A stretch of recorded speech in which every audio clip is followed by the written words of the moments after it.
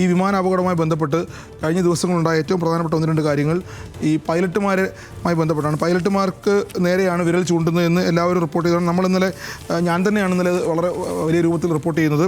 അപ്പോൾ സ്വാഭാവികമായി ആളുകൾക്ക് വലിയ ആശങ്കയുണ്ട്. പൈലറ്റുമാരാണോ, അവർ ആത്മഹത്യക്ക് ശ്രമിച്ചതാണോ, ആത്മഹത്യാ വാദം ഒക്കെ ഇന്നലെ പൈലറ്റ് അസോസിയേഷനും തള്ളുന്നുണ്ട്.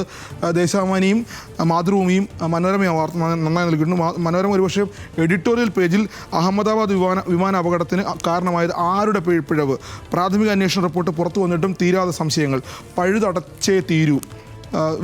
അതിലേറ്റവും പ്രധാനപ്പെട്ട പോയിന്റ്, വിമാന നിർമ്മാതാക്കളെ സംരക്ഷിക്കാനും പൈലറ്റുമാരെ പ്രതിസ്ഥാനത്ത് നിർത്താനുമുള്ള ശ്രമമാണോ പ്രാഥമിക അന്വേഷണ റിപ്പോർട്ട് എന്ന് പലരും സംശയിക്കുന്നു. നമ്മൾ ഇന്നലെ റിപ്പോർട്ട് ചെയ്യുമ്പോൾ ഇതുതന്നെയായിരുന്നു.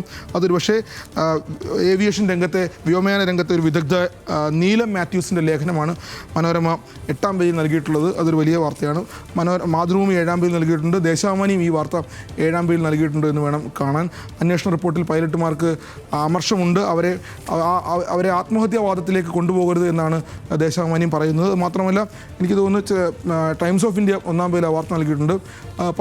പൈലറ്റിൽ അസാസിനേഷൻ എന്നുള്ള രൂപത്തിൽ.